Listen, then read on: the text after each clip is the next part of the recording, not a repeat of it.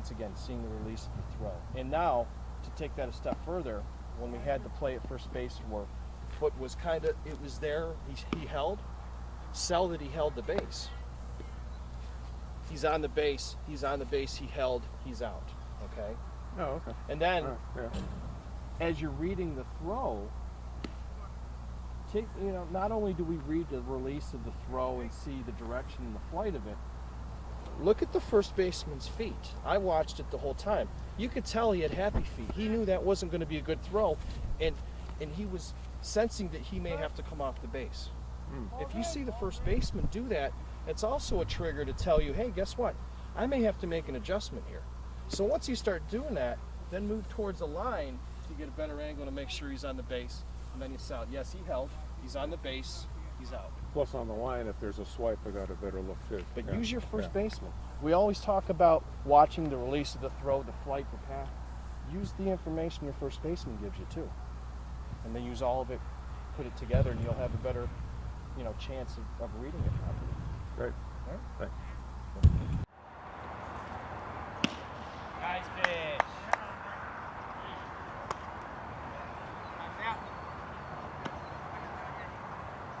Billy. You ever pitch and throw the ball in? You ever put the same baseball in your ball bag and hand it to the catcher and throw the same one back out? No. See if he uses it? No. And the pitcher goes, thank you. And me and the catcher sitting there the whole time like, I can't believe this guy. Threw the same exact baseball back to him. Oh, yeah. One ball, one strike. Thanks, Billy. Yep, that's the one with the strikes.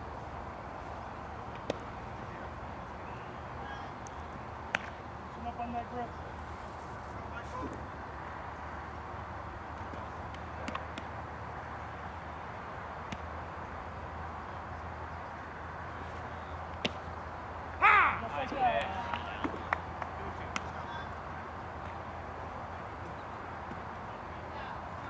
What to do with your hands between pitches?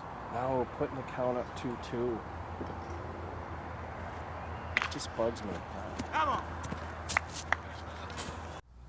But when you know that that's the play that's going to happen, the only play, you're not going to throw to second. Guy runs from second going to third. There's going to be no play there. And you get in here. Now, mind you, that play at first base wasn't close. But if it's a banger and you came from that side of the infield all the way across, got in position, you were set, and you banged them out from here, it looks a heck of a lot better than doing it on that side. And staying on that side of the diamond for no reason, because there's not going to be a play there. A lot of it is acting. Right? Yeah, it's whatever you want to call it's it, putting selling. ourselves in the correct position to be more believable, which I guess in a sense you could say, yeah, it is acting, it's role playing, I guess. But what's more believable? What's more convincing? Every actor wants to be convincing, right? In every role he does. Watch yourself, you caught it. It's no different out here. Yeah, we're in a bad spot.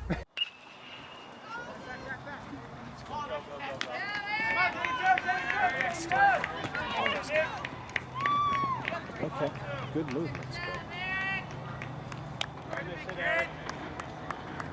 ball was hit over the center fielder's head. You took probably 8 steps to move 2 feet initially, and then you split the difference. Sometimes as umpires, we have to know and sit there and do absolutely nothing and not move. Okay, so in that play, you had a touch at first base, you had a touch at second base, and the batter runner ended up at second base. So really, all you had to do was just stand there, put your head on a swivel, watch the guys touch bases, okay, and do nothing. Looking athletic and in charge and confident on the field sometimes is something as simple as not having happy feet and moving places when nothing's going on. Like I said earlier, the concept of sometimes doing nothing is the best concept and idea to think about, and makes you look more confident and in charge on the field. So if you don't have anything, just stay there. Very simple. Do nothing.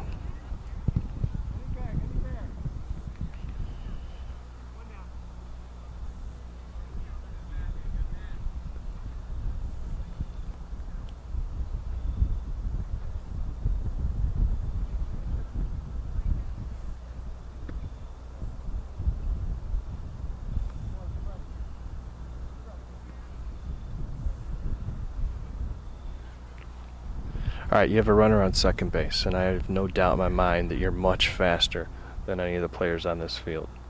Okay? But something that may help you out as you umpire older kids. When you have a runner on second base, you want to know when he's stealing. So take a peek over your right shoulder. You don't want to lose those first 2 or 3 steps. Let's see what happens here, and I'll go back to that point. Stay there, do nothing, do nothing, do nothing. That's not bad. It's better. Okay. Now back to the steal point. I want to know he's stealing when he's even with me, behind me at second base in the dirt, between second and third. Okay. Too many times umpires find out a guy is stealing when the guy's already past you. You find out by he's going, or you hear his feet, and that is too late. And let's be honest, we're not going to get as much distance as we want in a two-man system, but if we can get an extra step or two towards the 45 to get a better look and better angle and distance, that just saved us. And the only way we're going to get that is by peeking over the right shoulder and actually knowing when he's stealing.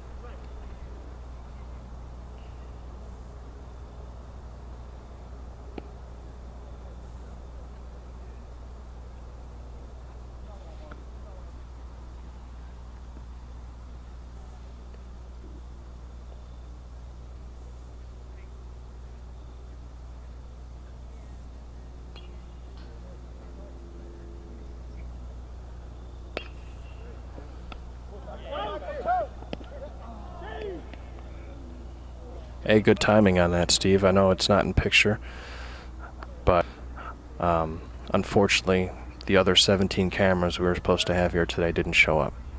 I guess there wasn't in the budget. Line drive to the shortstop, bases loaded, return throw to second base, trying to double off runner on second base. Great timing. The guy was out, but he dropped the ball. Good job. All right, Steve, I'm going to speak to the same subject that I had, and I mentioned to Paul earlier. Mind you, it's a Little League game, but we have a game now, and it happened in a 10-0 game earlier where guys were early stealing. Now we have a errant throw from the catcher to the pitcher, and we have this garbage at first base where a guy is playing with, you're up 14 runs, okay? At this level, probably nothing is going to happen, but as umpires, we need to put in our brain and in our mind that, you know what? Somebody might be upset here. Someone's going to be upset with the fact that you're showing them up. And you know what? Potentially you could have a throwing incident, a hard slide, words being said. So just be aware of the situation and how the game and the score can dictate what's going on. Just purely as an umpire. We should have a red flag. We should have a trigger in our head saying, you know what? Some shenanigans might happen. I just like saying shenanigans.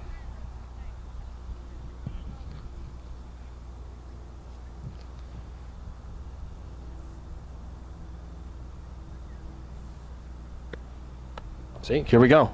Early steal. And this, I certainly don't want to impart my thoughts and what this does to the game, but as umpires, we just need to be aware of this situation.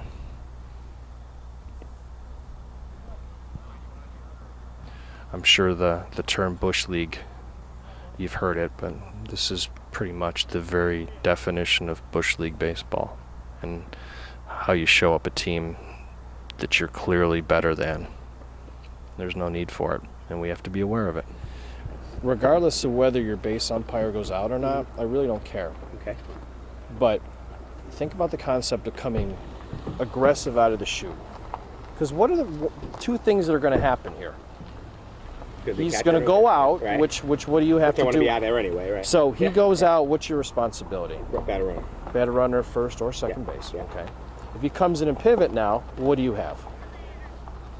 the ball. Catch, no catch. Right. Okay. You're going to be in the same position for both. Right. Yep. Okay. Yep. So, the one that I remembered early in the game, you kind of drifted up the third baseline a little bit or in that direction. Okay. If we have that concept of just coming aggressive out of the chute, Out towards the mound, right?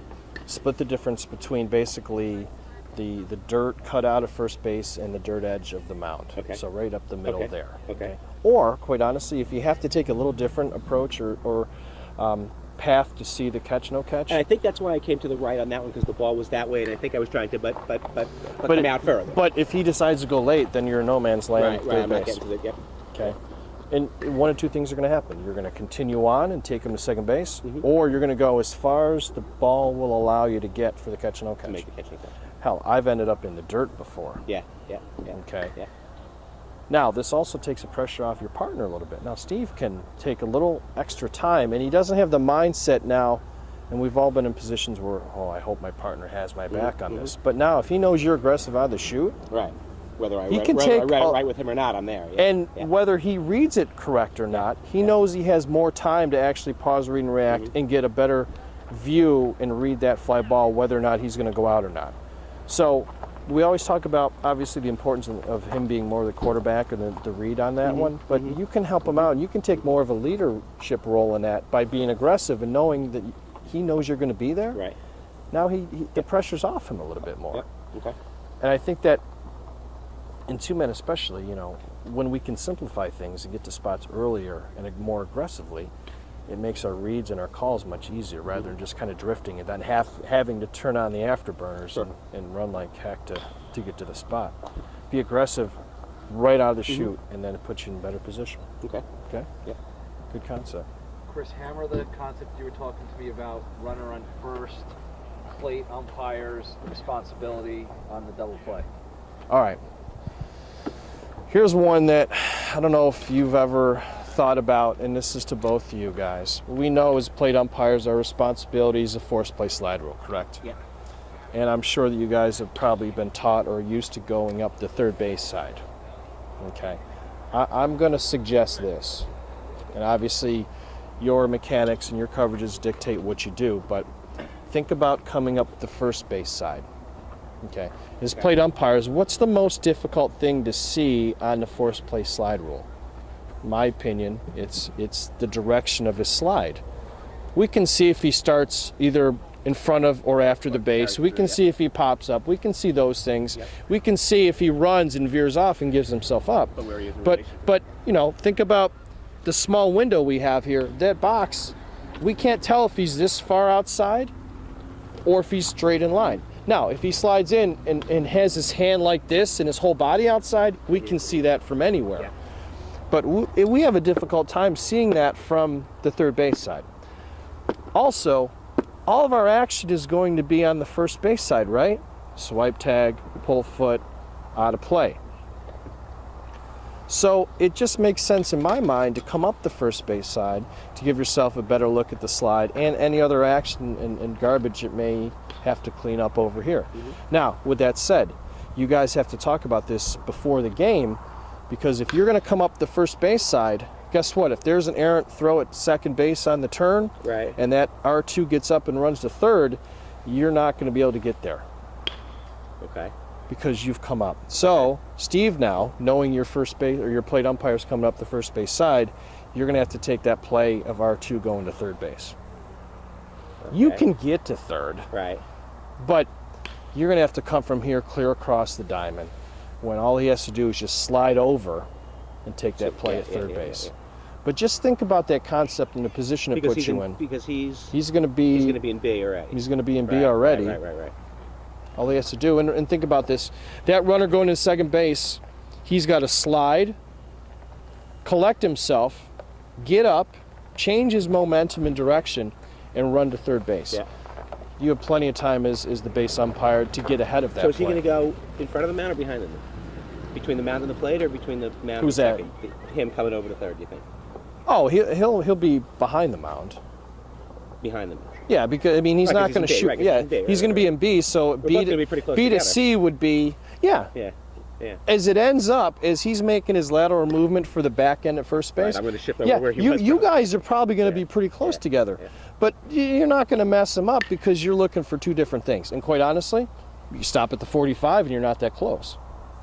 But how much better does it look now if he goes to you on a swipe tag or pulled foot, or the ball's out of play and you have a mess with ground rules on the first base side? You're making that determination from the first baseline, or you can even shoot over towards the dugout to say the ball's still in play or out of play, or making that call from the third base side.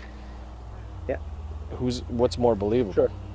Okay. So think about that concept, and next time you're out here, just take a look at it. Yeah.